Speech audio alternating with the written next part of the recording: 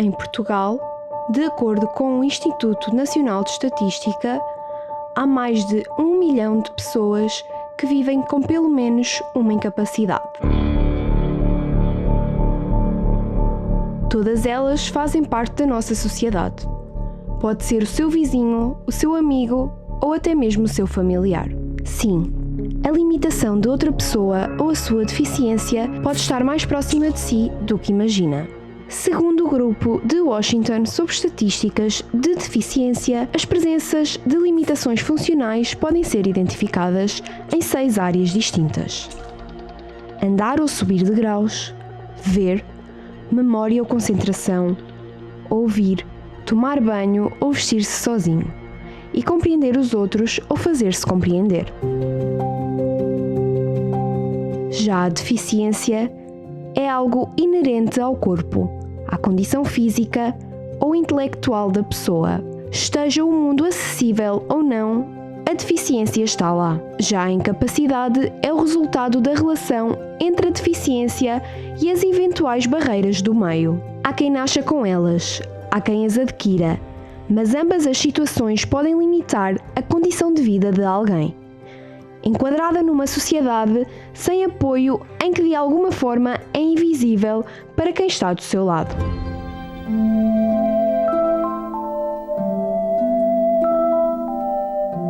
Muitas destas pessoas não têm condições para trabalhar, precisando assim da ajuda de subsídios que muitas vezes lhes é rejeitada. Este cenário leva a um risco extremo de pobreza, independentemente da origem das suas deficiências. Em 2022, de 1/4 das queixas apresentadas ao abrigo da lei antidiscriminação referem-se à recusa ou a limitação de acessos aos transportes públicos, quer sejam aéreos, terrestres ou marítimos. A discriminação de pessoas com incapacidade e deficiência ainda é um fator presente na nossa sociedade. De acordo com a linha do cidadão com deficiência, serviço prestado pela Provedoria de Justiça, são várias as chamadas e pedidos de esclarecimento que chegam a eles. E no mercado de trabalho, como estão representadas as pessoas com deficiência? A maioria das pessoas com deficiência registadas como desempregadas eram adultos. Procuravam um novo emprego e estavam desempregadas há mais de 1 ano. Já a nível de emprego, a Lei nº 4 de 2019, de 10 de janeiro, estabelece o sistema de cotas de emprego para pessoas com deficiência com um grau de incapacidade igual ou superior a 60%. Tal significa que, passado o período de transição da lei, a partir de 1 de fevereiro de 2023, pessoas com mais de 250 trabalhadores terão de ter 2% de pessoas com deficiência na sua força de trabalho e empresas com 100 a 250 trabalhadores terão de ter 1%. Para as empresas com um número de trabalhadores entre 75 e 100, a lei só entrará em vigor no dia 1 de fevereiro de 2024. Desta lei ficam excluídas as pequenas e médias empresas. A falta de infraestruturas adequadas nas escolas para crianças com deficiência ou incapacidade também é um problema persistente que afeta milhares de jovens em todo o país. Muitas destas crianças enfrentam desafios diários de acessibilidade e inclusão, encontrando-se em ambientes escolares que não estão devidamente equipados para atender às suas necessidades específicas. Além disso, aqueles que conseguem frequentar a escola muitas vezes enfrentam o estigma e o bullying por parte dos colegas, que não compreendem ou não valorizam as suas diferenças. Essa realidade cria barreiras adicionais ao aprendizado e ao desenvolvimento pessoal dessas crianças, destacando a urgente necessidade de um investimento de educação inclusiva e programas de sensibilização para promover um ambiente escolar seguro e acolhedor para todos os estudantes. Num contexto onde a sociedade procura cada vez mais a inclusão e a diversidade, é essencial fazer um balanço sobre a situação das pessoas com deficiência ou incapacidade em Portugal. Embora tenhamos feito progressos significativos ao longo dos anos, ainda há muito para ser feito e garantir que essas pessoas tenham igualdade de oportunidades e acesso a todos os aspectos da vida em sociedade. Notícias mostram também que, entre as muitas dificuldades, a falta de acessibilidade no espaço público em Lisboa e outros locais em Portugal afeta as pessoas com mobilidade reduzida. É encorajador ver que existem leis e políticas que visam proteger os direitos das pessoas com deficiência e promover a sua inclusão em diversos setores, como educação, trabalho e lazer. No entanto, na prática ainda existem muitos obstáculos a superar. A discriminação e o estigma ainda são realidades enfrentadas para muitas pessoas com deficiência, dificultando a sua integração e participação na sociedade. Mas como superar estas dificuldades que não são apenas de quem tem passado por uma incapacidade ou deficiência, mas sim de todos nós?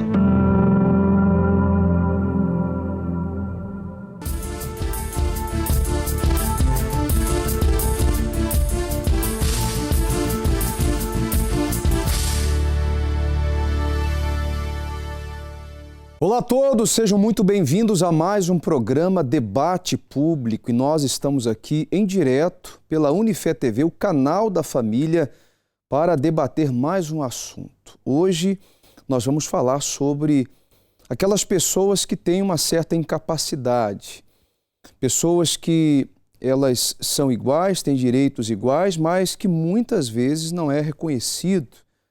Muitas pessoas desconhecem a quantidade de pessoas com incapacidade ou com uma certa deficiência. São mais de 1 milhão de pessoas no país.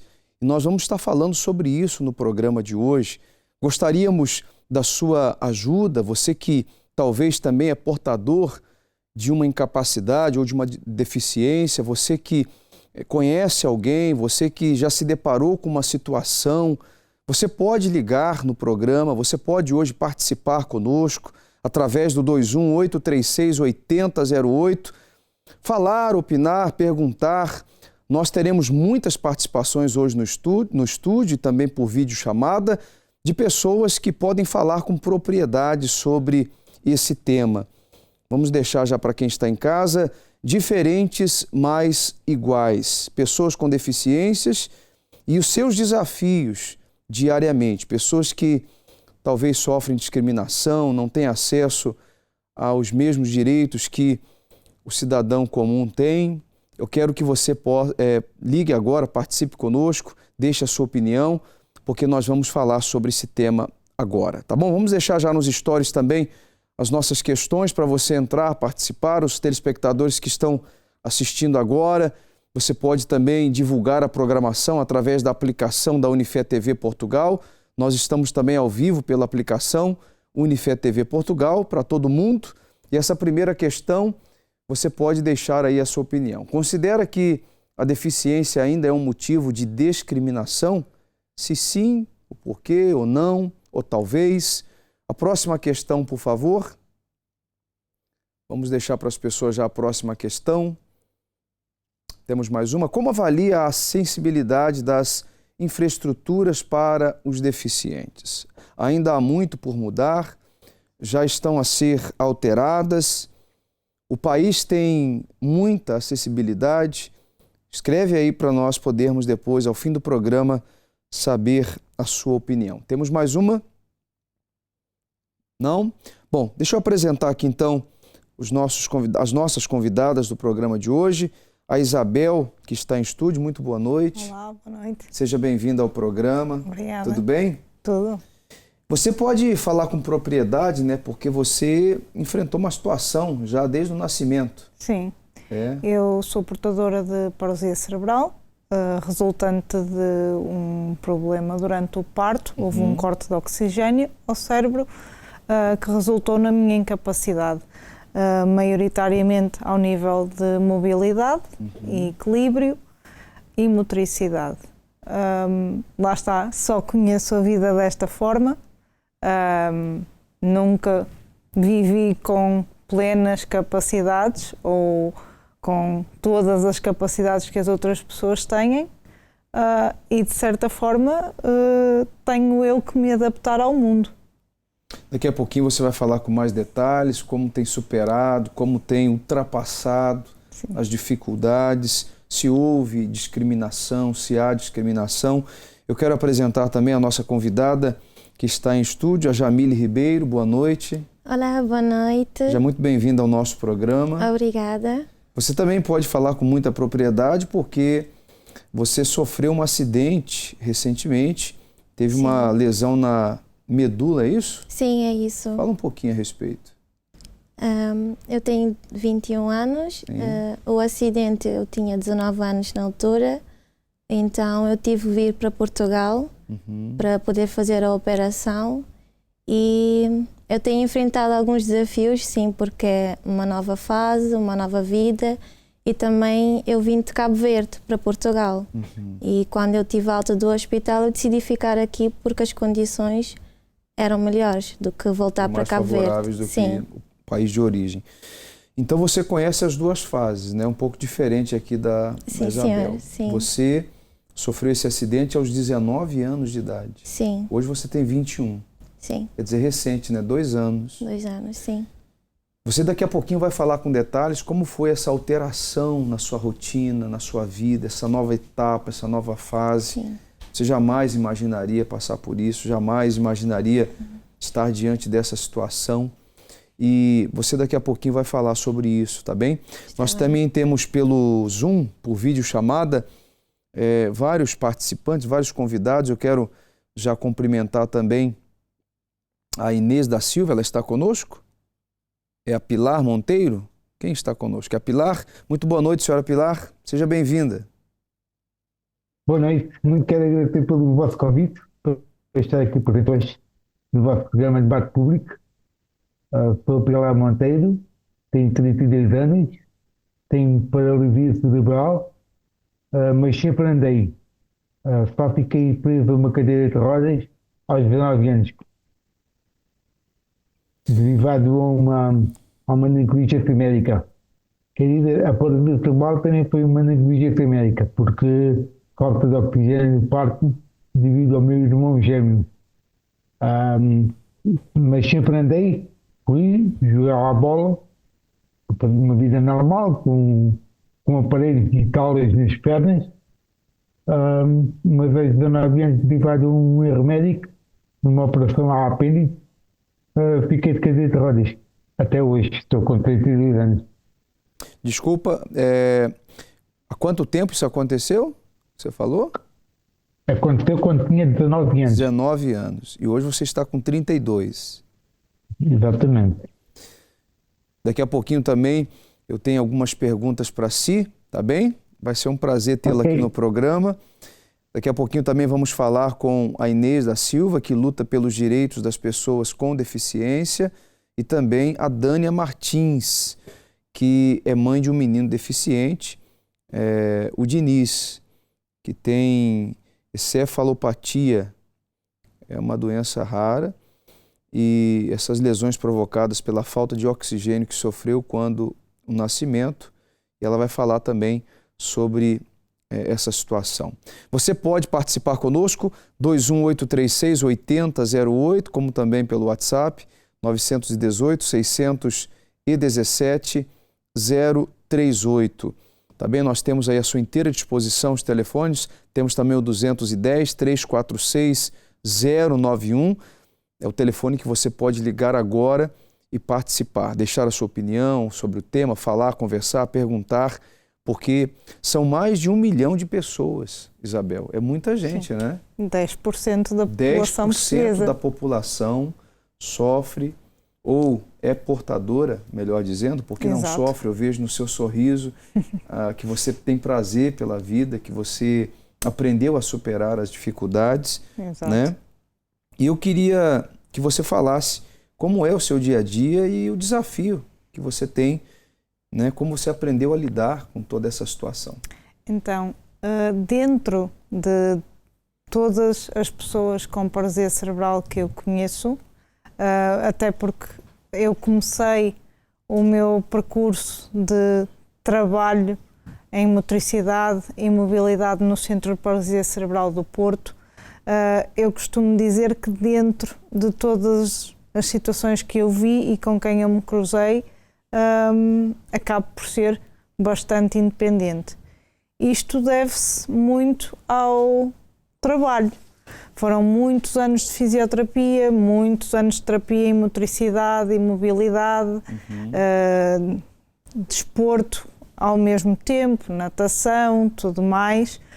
Agora, a capacidade de adaptar o meu dia-a-dia vem exatamente de todo esse trabalho que eu comecei a fazer desde muito pequena. Um trabalho de adaptação. Exatamente. Praticamente desde que comecei a andar e os meus pais perceberam que havia algo de errado, que comecei a fazer fisioterapia e que comecei a fazer terapia ocupacional para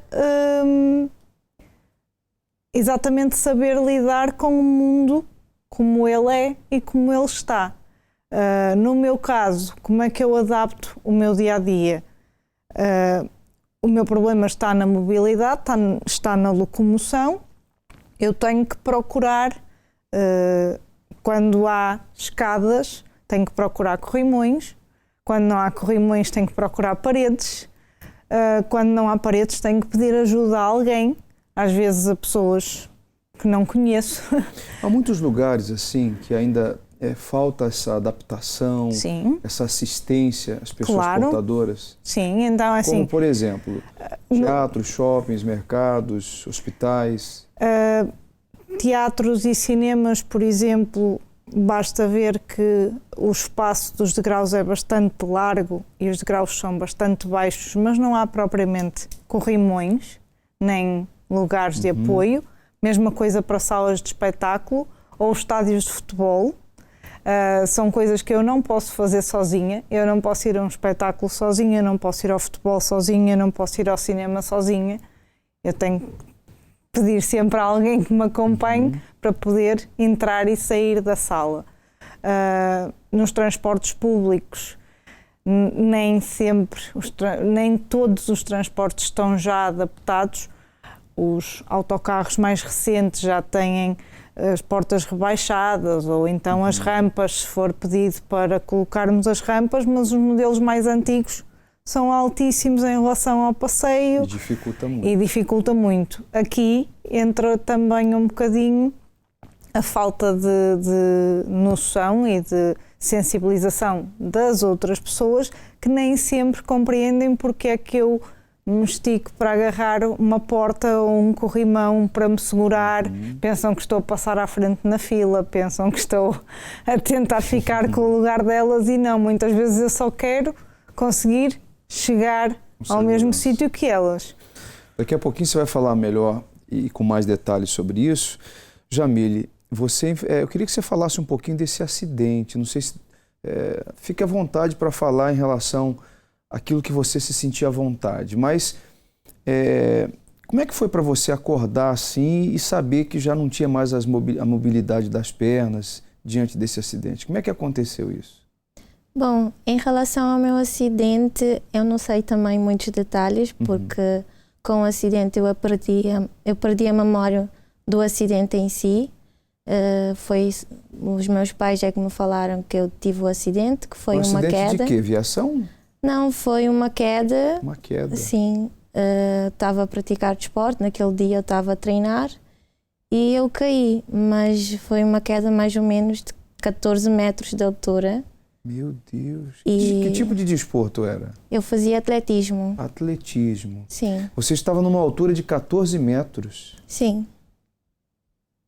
E houve a queda. Sim, eu acho que eu descorreguei, não sei, porque eu não lembro detalhamento do acidente em si. Quando você acordou, já estava no hospital? Sim. Passados de algumas horas, dias? Eu não sei muito bem. Então, quando eu acordei, era a minha mãe que estava ao lado de mim, que também começaram a me explicar um pouco sobre o acidente, mas até hoje ainda não tenho as memórias sobre isso. Sim. Mas bem, você, em um determinado momento, você acordou, mesmo não se lembrando do acidente, você percebeu algo de estranho na sua mobilidade. Sim. Ou foi depois? Como é que... depois de um mês que eu estive internada, saí da minha ilha, da Ilha do Sal, para a Ilha de Santiago. Então a médica depois de um mês foi-me falar que eu não ia voltar a andar, que eu tinha perdido os meus movimentos. E então eu não tinha noção de nada e eu estava, pronto, eu vou esperar, algum médico há de me dizer que vou voltar a andar. E então depois foram falar comigo, me explicar que eu tinha de vir para Portugal porque eu tinha uma lesão medular, que eu tinha de ser operada. E durante esse período todo você acamada? Sim, acamada. Não tinha nenhuma mobilidade? Nada, nada. E depois de vir para Portugal, começaram a me explicar mais sobre o que é lesão medular, o que era preciso ser feito, a operação e tudo. E então o médico disse mesmo que eu não ia voltar a andar, que eu tinha que fazer fisioterapia e também medicação e essas coisas assim. Realmente foi... foi um difícil, choque, né? sim, foi um choque para uma pessoa tão ativa, uma atleta, né? Sim, porque mesmo com 12 anos eu comecei a praticar desporto. Eu fazia atletismo, já pratiquei basquete também, vôlei. Então eu era mesmo ativa. Então com 19 anos receber aquela notícia foi um choque. Daqui a pouquinho você vai falar com mais detalhes sobre isso. Vamos agora, por videochamada, falar com a Inês da Silva. A senhora Inês está conosco. Muito boa noite, seja bem-vinda ao debate público. Não está? Daqui a pouquinho, então, vamos conectá-la. Agora vamos às ruas. Nós fomos às ruas de Lisboa para saber a opinião das pessoas, se elas têm conhecimento, né, dessa estatística de mais de 1 milhão de pessoas com essa deficiência, se há discriminação, se essas pessoas já presenciaram algum tipo de discriminação. E você também pode participar conosco, 21836-8008 ou 210 aí 346-091. Considera que as pessoas com deficiência ou alguma incapacidade sofrem discriminação e preconceito? Sofrem, muito. Acho que tanto faz em sítios onde não conseguem entrar, como mesmo pelas pessoas atualmente não são capazes de ajudar um deficiente, um cego, seja quem for, não são capazes de ajudar. Não, acho que é uma discriminação um bocado, vamos lá dizer, abusiva, porque não custa nada ajudar uma pessoa de idade mesmo a atravessar uma coisa, mas não. As pessoas desviam-se. Parece que a pessoa tem peçonha, parece que tem mal, não se podem agarrar. Alguma vez viu algo desse género? Já assisti a isso. Já assistia, trabalhando na indústria hoteleira, assistia-se muito a isso.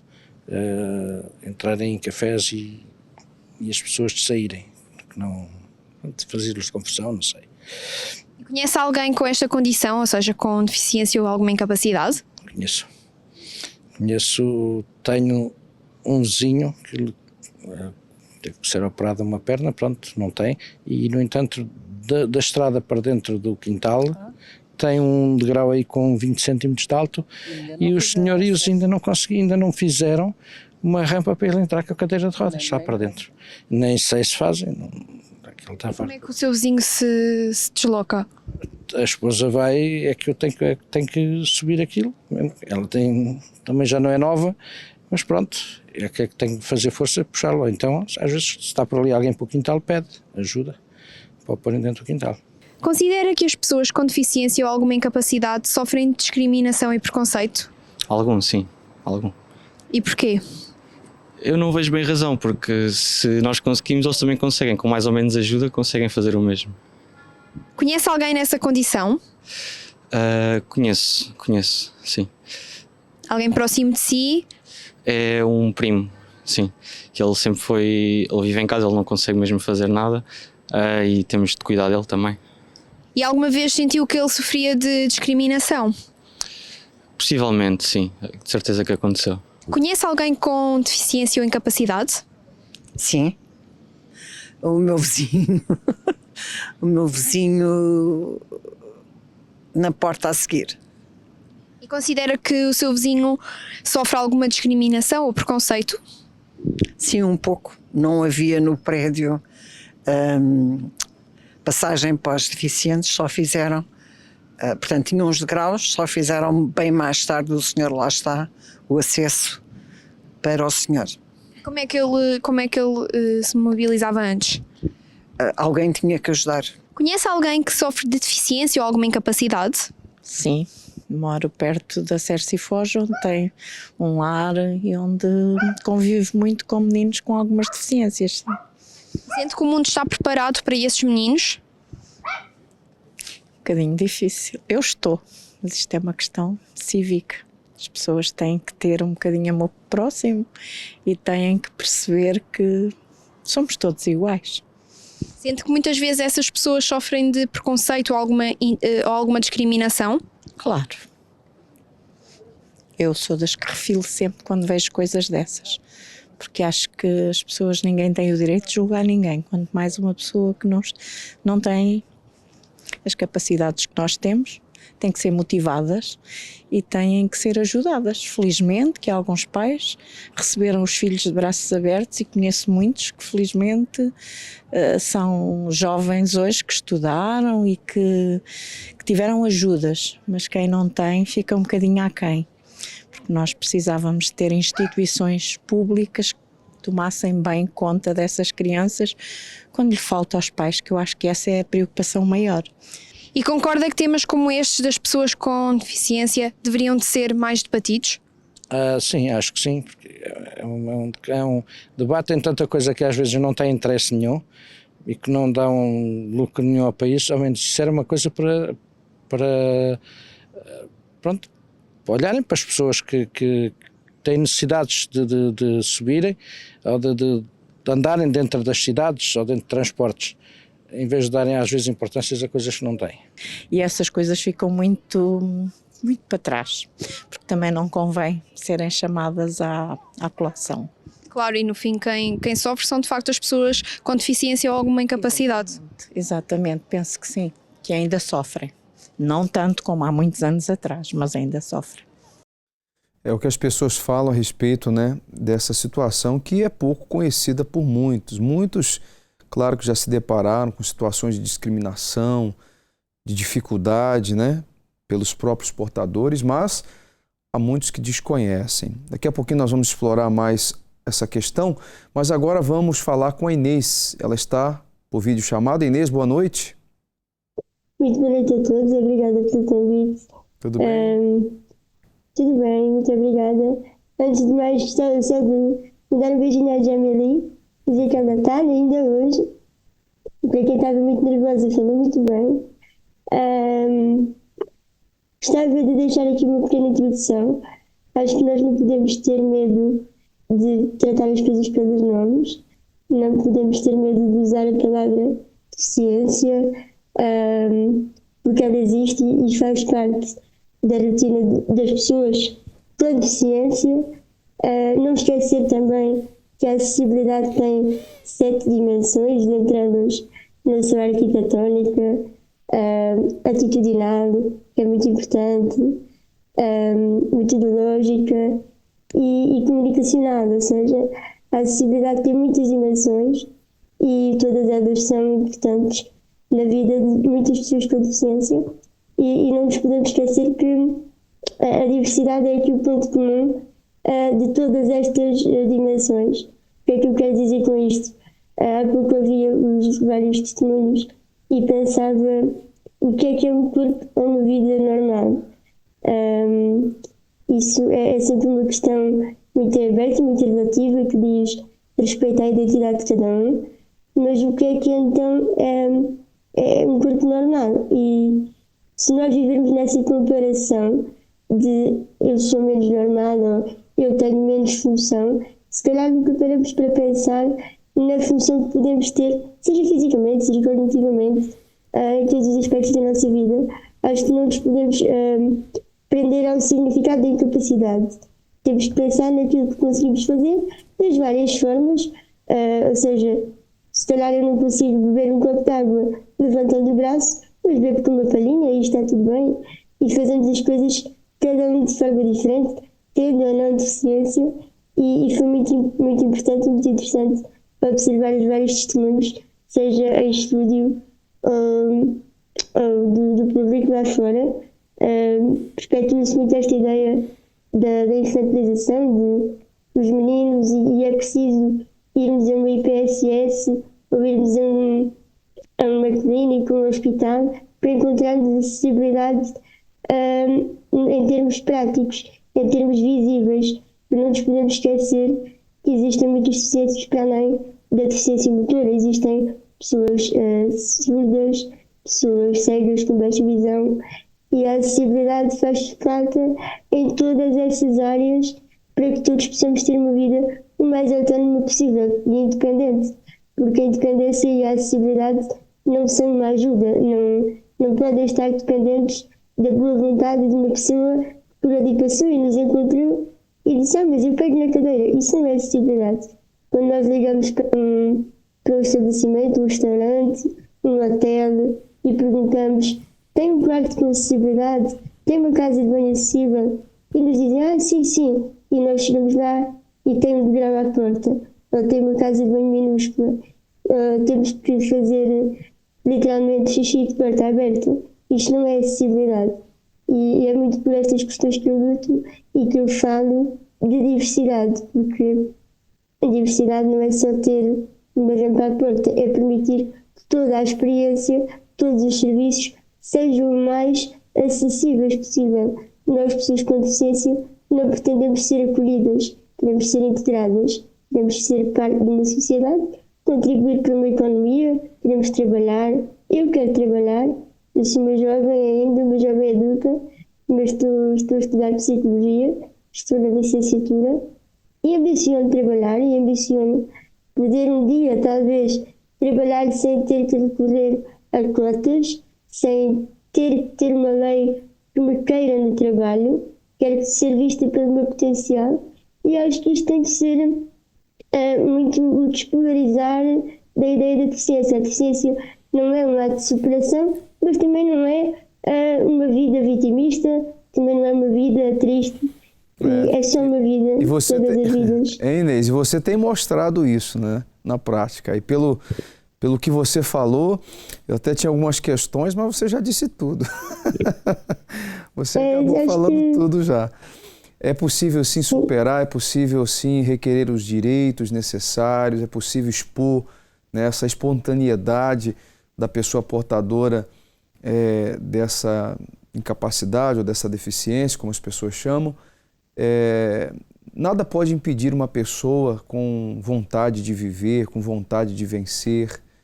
E algumas coisas poderão, certamente.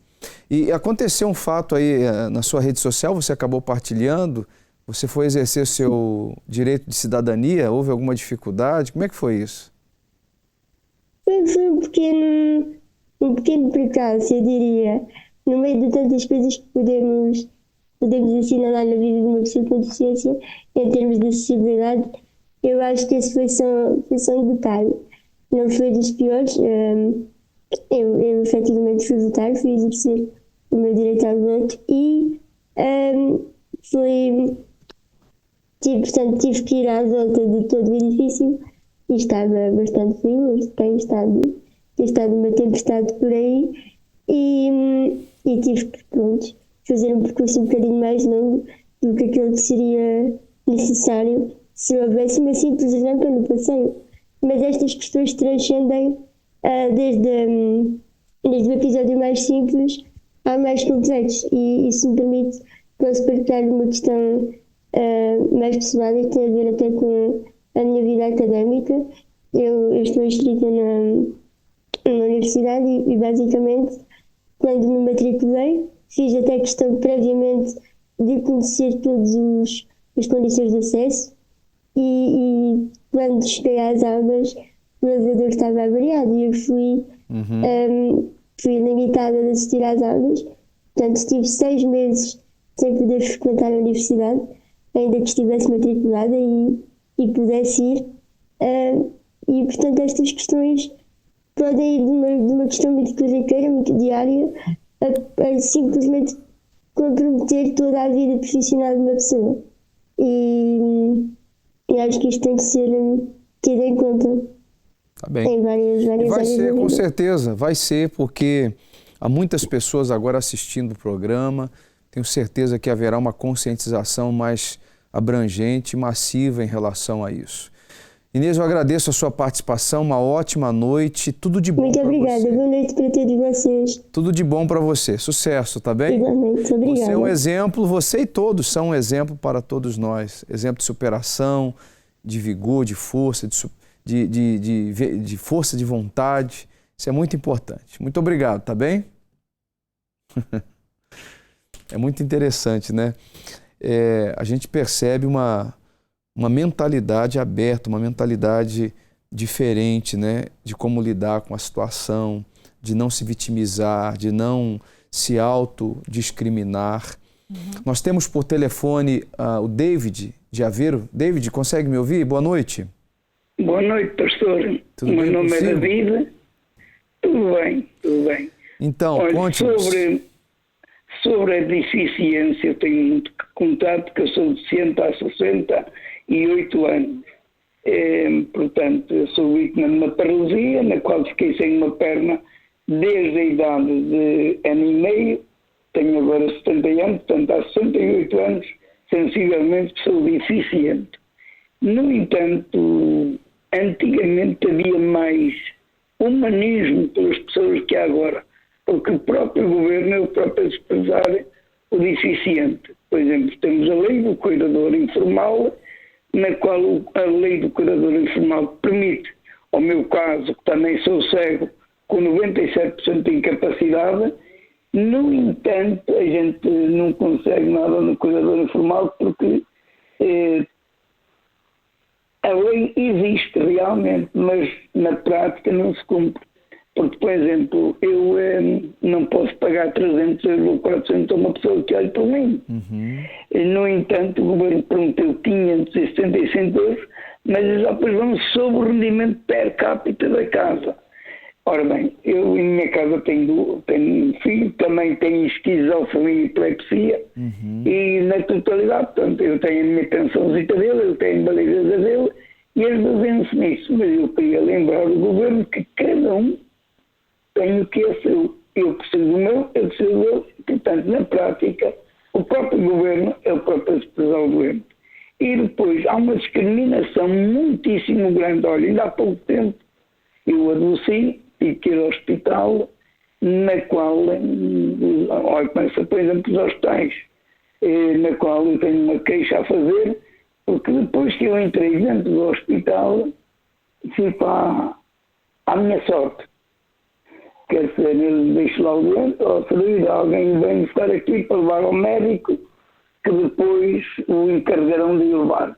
Acontece, porém, que a gente vai ao médico, a partir do momento em que entra para dentro, não leva acompanhante nenhum. Que devia levar, uma vez que é cego e deficiente de uma cadeira de rodas, devia levar. Não leva. Cheguei lá, estive lá 2 horas à espera e acabei de vir uma sem ser atendido, porque chamaram por mim. Acontece é que eu não engano bem chamar, quando a doutora chegou à minha beira, mas chama-se Antônio, não sei se você não sabia. Não, que eu não vejo, eu não tenho ninguém que ajudar.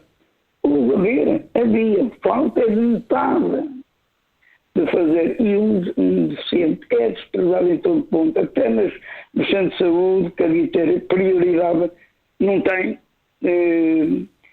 Por exemplo, os passeios deviam ter condições, não tem. Uma cadeira de rodas, se partir, o Estado não paga, e enfim, porque não há condições nem os passeios. E depois, eu agora, como fiquei cego, preciso de um táxi para me levar aquilo lá. Pois é, o David tem muito dinheiro, o David é rico e tal, porque anda de táxi. Não é o prazer de andar de táxi, é que eu sou cego e não vejo, ando numa cadeira de rodas. Sim. Mas eu tenho que fazer as coisas, porque eu quero ser uma pessoa autónoma, sem ser preciso de ninguém, dizer aquele coitadinho está dependente da gente. Porque eu leio, agora não leio, mas escrevo, ainda mesmo cego escrevo, conforme posso, mas escrevo, trato, vou pagar a luz, vou pagar a água, vou pagar a televisão, tudo sozinho. Não quero que ninguém tenha pena de mim, porque se a gente fosse a ter a pena de alguém, bem como morria abandonado sem caridade. Hoje não há caridade, antigamente ainda havia. Olha, no outro tempo da outra avó havia mais caridade. Ajudava muito, trabalhei muito.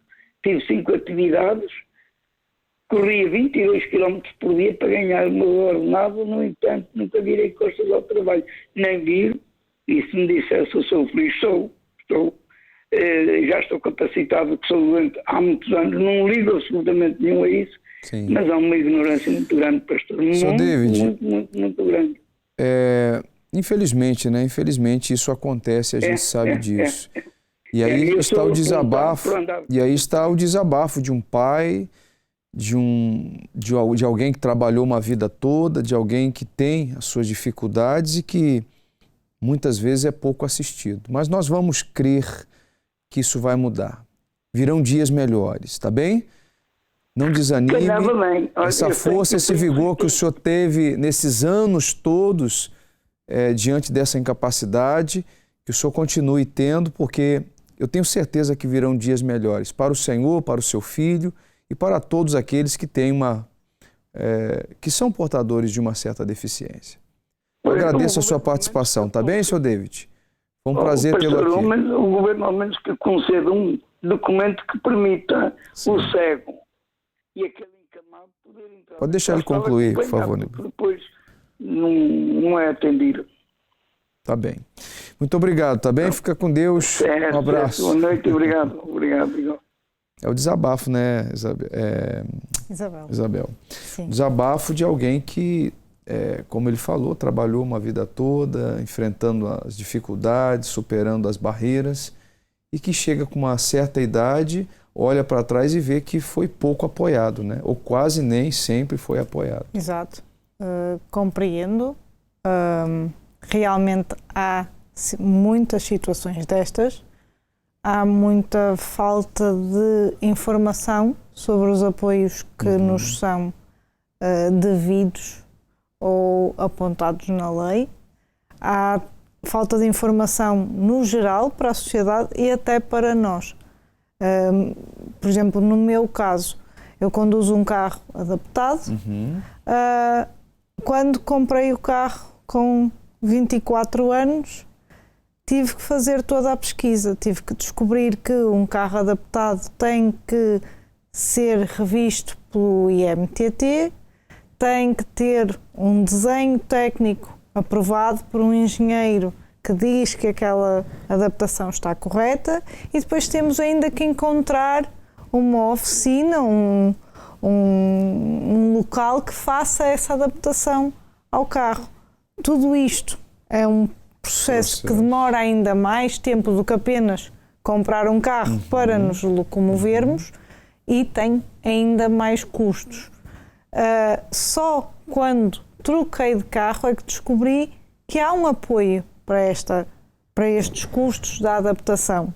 Contudo, também tem uma cota e, contudo, também está limitada a certas percentagens de incapacidade. Por exemplo, no meu caso, eu não tenho os 60% de incapacidade que a lei aponta como os necessários para ter apoios e não me apresentei, mas acredito que haja até muitas pessoas que necessitem e nem sabem que existe. Direito. Exatamente. Interessante. Nós temos a Pilar ainda conectada conosco. Me dê imagens, por favor. Pilar Monteiro, ela que é para-atleta de boxe, é isso mesmo? Sofre com paralisia cerebral e também está numa cadeira de roda. Mas é um exemplo de superação, é inspiração para muita gente. Você concorda aqui com a Isabel que os direitos e deveres ainda há muito por aprender sobre isso, Pilar? Olá, boa noite. Antes de mais, gostaria de agradecer pelo convite para estar aqui presente. Este tema sobre a deficiência é um tema muito importante e ainda muito pouco falado na sociedade. Contudo, os nossos direitos ainda estão escritos em papel muito, porque na prática temos que fazer barulho e às vezes nem nos ouvem, nem nos dizem o que temos direito ou não, temos que nós ir procurar lá o baú do fundo para saber o que temos direitos. Mas isto é o país, é o nosso país, e também acredito que noutros países também haja. Em relação, eu sou atleta de bóssia, sou atleta federada, jogo no campeonato nacional e no campeonato regional. Sou a única atleta da região Algarvia, que é uma tremenda complicação, porque sendo a única atleta, a minha treinadora é da moita, não consigo treinar aqui em Olhão porque ninguém quer treinar atletas com deficiência. Ou seja, a minha modalidade é bóssia. Sim. Mas seja qualquer uma, ninguém quer. E como é que surgiu esse amor, né, por essa prática desportiva? Este amor foi um amor à primeira vista em 2013, quando um amigo meu começou a treinar bóssia com outra colega, aí já tinha outra colega, e o primeiro clube onde joguei bóssia foi no Sporting Clube Portugal, onde na época de 2015-2016 fui vice-campeão nacional. Sim. Treinava muito, mas depois o bóssia no Sporting Clube Portugal acabou. E fiquei 8 anos sem tocar nas bolas, já estava desesperada porque batia todas as portas e não encontrava ninguém para me treinar. E custa-me, pelo menos eu não queria alguém para me treinar, pelo menos eu queria alguém que me apanhasse as bolas só, porque o resto fazia eu, porque com resiliência eu tenho e faço e aprendo, pronto, mas não há, e hoje em dia também não há. Eu moro na cidade de Olhão e, para já, não há transportes adaptados, o comboio não está adaptado, os autocarros, os únicos autocarros adaptados para Faro são em 2 ou 3 horários que há só até às 7 da noite, e mesmo assim, a maior parte das rampas são avariadas desses autocarros, da rede da próxima, que é a rede Algarvia. Infelizmente ainda há um descaso, né, Pilar? Essa que é a verdade. Sim, muito. Por isso. Mas olha, pessoas como você, eu tenho certeza que é motivo de inspiração e de até mesmo uma certa revolta por parte de outros que com certeza vão buscar os seus direitos, vão fazer manifestações passivas em relação a melhorias, adaptações para os portadores de deficiência. Por isso que o debate público está dando voz hoje para vocês poderem falar, exporem os seus sonhos, seus projetos, suas dificuldades, porque é aquilo que nós falávamos no início do programa. Diferentes, porém iguais, né? Eu também agora estou numa luta, assim dizer, porque já sofro de um preconceito enorme que não deve ser, porque é saúde, que é deficiência. Sim. E como sempre quis, agora estou na televisão, porque sou uma mulher transexual. A primeira mulher transexual em Portugal com deficiência. Sim. Então, estou a levar dos 2 lados a nível de discriminação. Mas fica de cabeça erguida. Permaneça de cabeça erguida, como você esteve até agora, tá bem? Sou uma pessoa muito para a frente e é assim, tem que viver a vida. Quem quer ver, olha, quem quiser olhar, olha, quem não quiser olhar, não olha. Temos pena, liga para a frente. Como eu digo, importante. Sempre a rolar, de roda no ar. Muito obrigado pela sua participação. Foi um gosto tê-lo aqui no programa, tá bem? Até uma próxima oportunidade. Muito obrigado. Obrigado a nós. Vamos a Dânia, que está também conectada conosco. Daqui a pouquinho tem mais uma pergunta para a Jamile, que está ali quietinha, só assistindo tudo, né, Jamile? Vamos falar com a Dânia, ela está conosco. Me dê imagens, por favor. Por gentileza. Enquanto isso, você pode visitar as nossas páginas, o Instagram, Unifé TV. Tem lá as questões para você partilhar, para você comentar. Eu vou até colocá-las aqui novamente. Considera que a deficiência ainda é motivo de discriminação? sim ou não, ou talvez. Você pode também colocar lá como você avalia a acessibilidade das infraestruturas para os deficientes, se ainda há muito por mudar, se já estão a ser alteradas, e se o país ainda tem, ou se o país já tem essa acessibilidade, tem muita acessibilidade, você também pode escrever lá no Instagram. Vamos a Dânia? Me dê imagens, por favor. Dânia, seja bem-vinda, boa noite. Olá, boa noite. Olá, boa noite. Seja bem-vinda ao debate público. Conseguem ouvir-me? Sim, perfeitamente. Você me ouve? Ok. Sim, muito bem. Então, fale-nos aí do seu papel enquanto mãe, né? Porque, pelo que foi nos informado, você tem um filho, é isso mesmo? Que é portador de uma certa deficiência? Tenho um filho que tem 8 anos. Sim, ele nasceu com uma asfixia no parto e ficou com lesões cerebrais por causa disso. Entretanto, temos vindo a desenvolver um percurso de vida com bastante sucesso, até porque ele tem vindo a evoluir bastante bem, dado o quadro inicial, o prognóstico inicial que nos tinham dado dele. Ele tem vindo a evoluir, mas à custa de muitas terapias e de muita estimulação. Agora, mais recentemente, é que encontramos alguns obstáculos à inclusão dele numa escola onde ele esteve no ano passado, em que o Diniz não pôde frequentar a CAF, o ATL, porque diziam que não tinham verbas para contratar mais uma pessoa para que ele pudesse frequentar a CAF. E isto é um problema que é bastante transversal em muitas escolas do país. Em muitos casos, há muitas famílias a queixarem-se do mesmo, que as crianças com necessidades educativas especiais ou com deficiência são excluídas dessas ocupações dos tempos livres e muitas vezes de atividades também extracurriculares das escolas. Agora, no inquérito... desculpa, quantos anos ele tem, Dânia? Ele tem 8. 8 anos. E como é que você olha para o futuro? Por exemplo, você faz aí um paralelo de tudo que está acontecendo. Como é que é o seu olhar para o futuro em relação à autonomia do seu filho? Você vai lutar, você tem expectativas de uma autonomia máxima em relação ao que ele tem vivido, enfrentado? Fala um pouquinho aí do seu prognóstico para o futuro. É assim, eu sei que temos vindo a dar alguns passinhos em relação à vida autónoma, o apoio à pessoa com deficiência. Eu assumi uma postura em que vivo um dia de cada vez. Sim.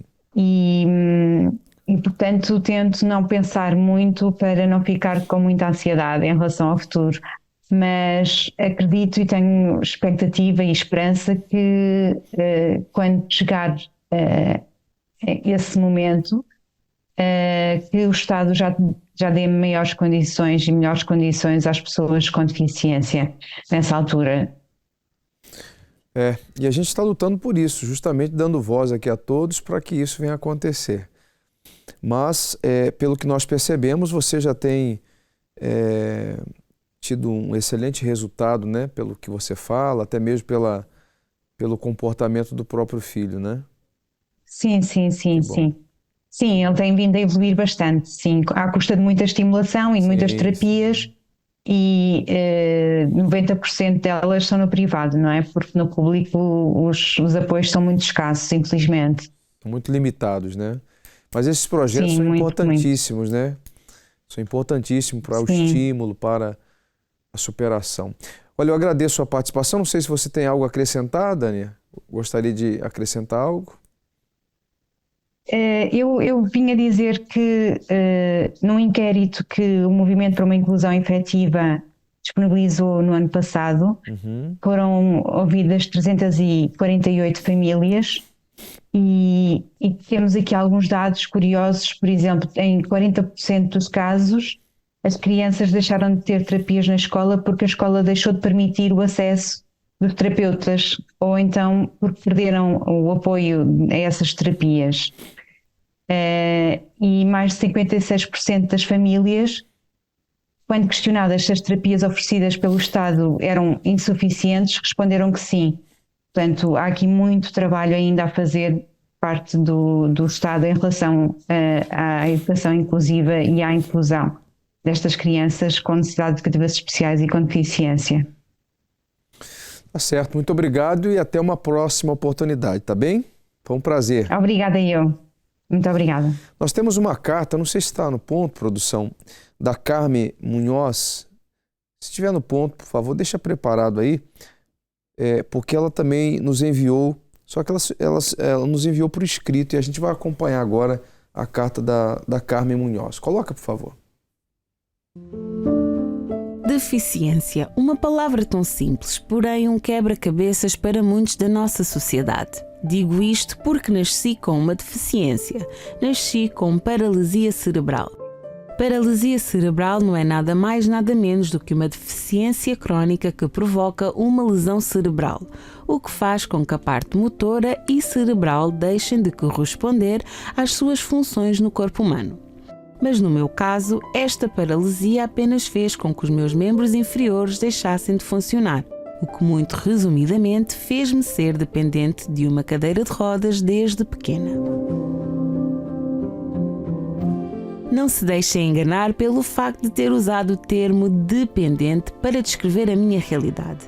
Não associem a palavra à pena ou até mesmo à prisão, porque não é a cadeira de rodas que me limita. Na verdade, até me liberta, pois faz o papel das minhas pernas, mas a dobrar. A minha verdadeira limitação é a sociedade que me rodeia. Aquela que, apesar de viver ao vivo e a cores, ainda pensa e opina a preto e branco. Aquela que prefere ignorar e acomodar-se nos problemas em vez de querer abraçar o desconhecido e evoluir. Tenho 20 anos, acabei agora o secundário num curso internacional e em breve entrarei na faculdade, tudo isto feito com mérito meu. No entanto, a sociedade em que me encontro continua a crer que por ter deficiência não tenho inteligência intelectual suficiente, seja no percurso académico ou até mesmo numa futura carreira profissional bem-sucedida. Ao longo da minha existência, fui saudada com palmadinhas nas costas e festas na cabeça por ser uma heroína, ou simplesmente por respirar, mas quando chega a hora de ser ouvida, sou ignorada. A minha vida é preenchida de incertezas, muitas delas colocadas pelos mesmos. Falta de acessibilidade, capacitismo, discriminação, estes e muitos outros temas importantes na vida de uma pessoa com deficiência são tratados às 3 pancadas sem qualquer cuidado e abertura suficiente para serem debatidos. Um simples degrau na vida de uma pessoa com deficiência e já um grande impedimento para esta poder viver o mais independentemente possível. Mas em vez de se fazer uma rampa, escolhe-se deixar para depois. Já um elevador está fora de serviço, acaba por proporcionar momentos de envergonha e embaraço, pois ser carregado nos braços de alguém implica ter o resto das pessoas a olharem especadas para o que está a acontecer. Os olhares de pena, os murmúrios da coitadinha, nós sabemos interpretá-los e conseguimos ouvi-los e sentimos-los também. Uma sociedade que se diz aberta, porém hipócrita quando diz com unhas e dentes, todos diferentes mas todos iguais. Tenho uma deficiência desde que nasci e nos meus 20 anos de vida nunca fui tratada com igualdade. Sendo agora ativista pelos direitos da minha comunidade, digo que por mais que me queiram, não me vou calar. Continuarei nesta luta, assim como muitos outros, para que algo mude para melhor. Usaremos as nossas vozes para nos fazermos ouvir. Carminho Munhoz, Lady Gaga sobre rodas. Nós temos aqui nos estúdios a Jamile, que está conosco no debate de hoje, que no início do programa falava sobre esse acidente, né? Essa fatalidade que acabou acontecendo com 19 anos de idade. Hoje você tem 21. Sim. Como é que tem sido esses 2 anos para você? Tem se superado? Há um prognóstico de futuro? Você está sendo acompanhada por alguém? Como é que é hoje essa terapia? Se você está sendo acompanhado, como é que tem sido? Bom, eu passei 8 meses internada, contando desde Cabo Verde até aqui em Portugal. Desde o momento que eu cheguei em Portugal, tive o apoio dos médicos, sempre me acompanhando. Estive internada no Centro de Reabilitação de Alcoitão, onde que eu tive seguimento de psicóloga, fisioterapeutas, terapeutas, tudo. E também tive alta do hospital, que eu disse que eu fiquei aqui em Portugal para poder ter uma vida melhor, em vez de regressar para Cabo Verde, porque eu sei que não teria oportunidades que eu tenho aqui. Estou a ser seguida pelo Centro de Reabilitação de Alcoitão. Ontem mesmo eu estive lá numa consulta, mas em termos de fisioterapia eu tenho tido bastante dificuldades, porque eu morava na casa do meu tio e a casa tinha escadas e eu tinha que descer, alguém tinha que me descer as escadas, e então o meu tio, todo mundo a trabalhar, o meu primo é que me ajudava, ele me ajudava, descia-me nas mãos e até comigo até a fisioterapia. Mas eu já estou, sim, porque desde abril do ano passado que eu não faço fisioterapia, só exercício em casa, comprei algumas coisas online e eu faço sozinha. É isso. E mentalmente, emocionalmente, como é que você está? Forte, decidida? No início do acidente foi um choque, como eu já tinha dito, e nas redes sociais eu era muito atacada, as pessoas começavam a me fazer perguntas e eu não sabia lidar com isso, e então eu afastei das redes sociais. E eu conversava com as enfermeiras, com a minha mãe, os meus familiares, e também lia livros. Lia bastante livros quando eu estava internada. Procurava ocupar-se, né, com alguma coisa. Hoje já passou essa fase? Sim, já passou. Eu consigo falar assim livremente e até no meu Instagram as pessoas veem que Hoje você já lida bem com as críticas, com as perguntas, com olhares diferentes. Sim, até mesmo quando eu vou aos centros comerciais, as pessoas começam a me olhar, eu fico a olhar também. Tá-me a olhar, eu como se fosse uma coisa anormal. Isso que eu não entendo, né, Isabel?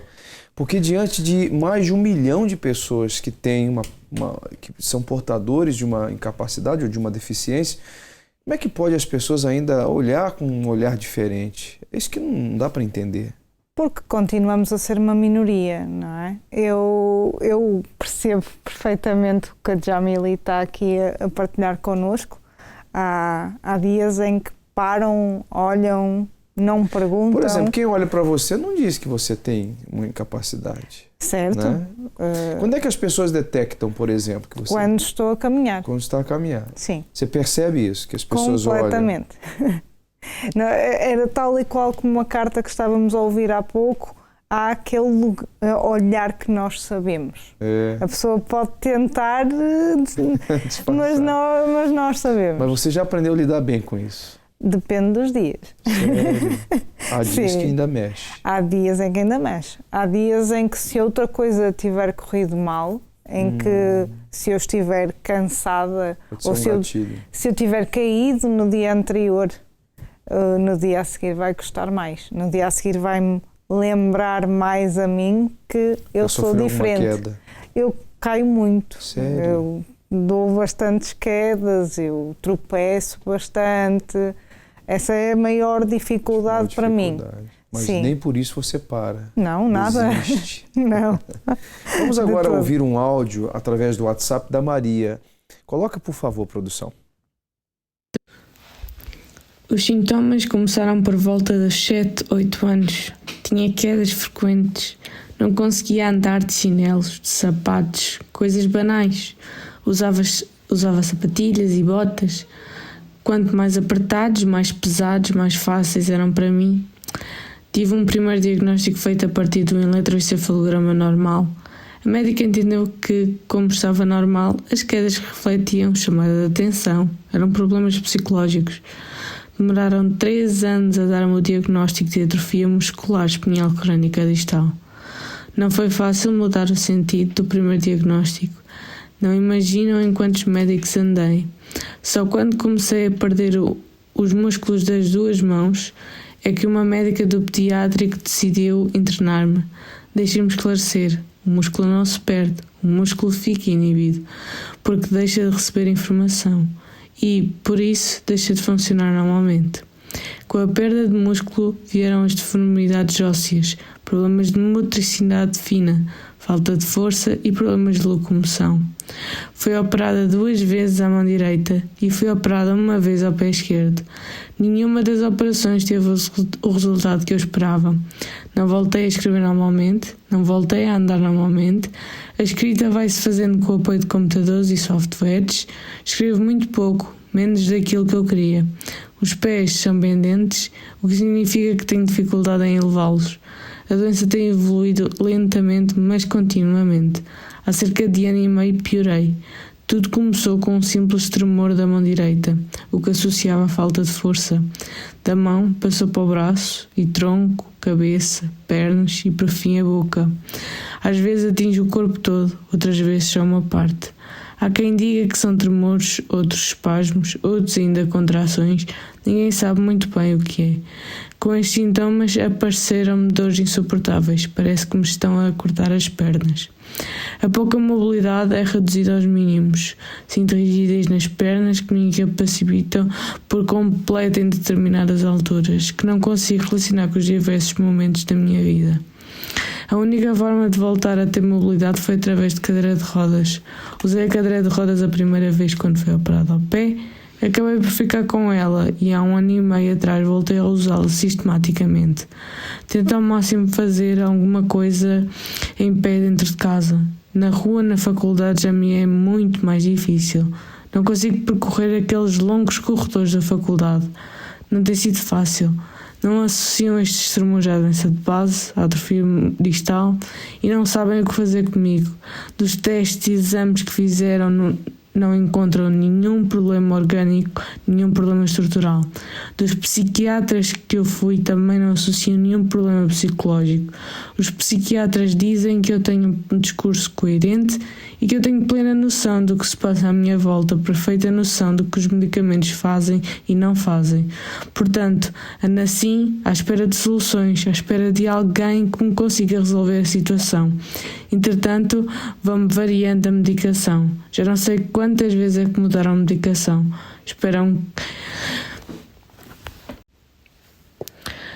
Esperam eles que através da medicação consigam identificar o problema. Geralmente é o contrário. Primeiro identifica-se o problema e depois medica-se. Neste momento tomo 10 comprimidos por dia e continuo na mesma. A vontade é, a maior parte das vezes, deixar de tomar a medicação. A faculdade vai-me mantendo o foco. Tenho um objetivo definido que quero cumprir, tirar o curso, ganhar a independência financeira, física e psicológica. Não sei se por esta ordem, mas isso não será o mais importante. O importante é chegar ao fim. E isso eu sei que vou conseguir, com um dia de cada vez. Tá aí o desabafo da Maria, de 22 anos, com essa doença rara, né? Que a impossibilitou de muitos movimentos, mas que não tirou dela os sonhos, né? Não conseguiu tirar dela aquilo que ela tenciona fazer e vai conseguir, Maria. Não tenha dúvidas disso. Eu queria agradecer a participação, tanto da Jamile como da Isabel. Considerações finais, Jamile? Quer falar algo, acrescentar algo, falar com quem está lá em casa, que talvez também hoje, essa semana, esse mês, também teve um acidente, talvez recebeu o mesmo diagnóstico seu? Lidar com lesão medular de primeira é um choque, não é muito fácil, mas conforme a mudança com o tempo vamos nos acostumando e conhecendo o nosso corpo. E também é um pouco complicado as pessoas entenderem que pessoas com lesão medular precisam de usar casa de banho mais vezes, no meu caso também, e a importância das casas de banho adaptadas para as pessoas com deficiência, como eu também.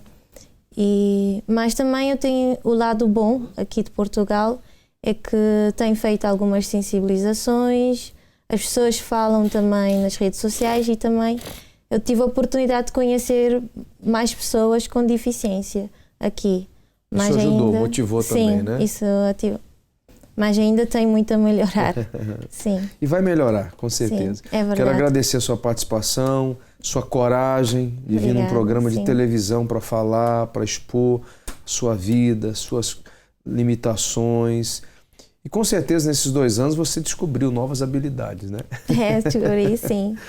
Tá certo, muito obrigado. Isabel, considerações finais, por favor. Bem, eu costumo dizer que o que faz falta é olharmos com olhos de ver uns para os outros e percebermos que as limitações muitas vezes não estão logo à vista. Então é a noção de adaptar e incluir. Não é só olhar para o que falta, é olhar e pensar no que se calhar também nos falta a nós para sermos capazes de incluir quem é um bocadinho mais diferente do que nós estávamos à espera. Tá certo. Muito obrigado pela sua participação. Obrigada eu. Foi um prazer tê-las aqui, tá bem? Igualmente. Quem sabe uma próxima oportunidade nós voltamos a nos encontrar e falar mais sobre o assunto que é pertinente, que deve ser explorado, que deve ser exposto, que deve ser levado aos 4 cantos do país, justamente para que haja essas melhorias, né? Nós temos o resultado do Instagram. Coloca, por favor, das nossas questões para os internautas. Como avalia a acessibilidade das infraestruturas para os deficientes? 96% diz que ainda há muito por mudar. 0% diz que já estão a ser alteradas. E 4% diz que o país tem muita acessibilidade. Próxima questão, por favor. Considera que a deficiência ainda é um motivo de discriminação? 86%, se não me falha a memória, se eu estou enxergando bem, diz que sim. 9% diz que não e 5% talvez. Eu queria agradecer. Temos mais uma? Ok. Daria emprego a alguém com deficiência? 59% diz que com certeza. 41% diz que teria que avaliar a situação. Temos mais uma? Finalizou? Foi um prazer tê-los conosco no programa Debate Público. Você pode também enviar uma sugestão de tema para o nosso e-mail. Vamos deixar o e-mail para quem está em casa, por favor, produção. Pode colocar em tela cheia, por favor. Se eu não me engano é jornalismo.unifetv, né? Tem aí o endereço do e-mail? Tá aí. jornalismo@unifetv.pt. Envie sua sugestão de tema, a produção vai avaliar e, com certeza, se for um tema pertinente, que vai ajudar a facilitar a vida das pessoas, nós vamos trazer aqui à mesa do debate público, tá bom? Foi um prazer tê-los conosco. Agora vem aí o Marcos Bueno realizando uma oração muito especial, atendendo a todas as pessoas. Talvez você se identificou com o tema, talvez você tenha muitas limitações, sejam físicas, emocionais ou espirituais, e você precisa de uma força maior. Você precisa de um suporte espiritual. Você pode participar, ligar através do 21-836-8008, desabafar e incluir o seu nome na oração que logo mais será feita, tá bem? Forte abraço a todos e até o próximo programa.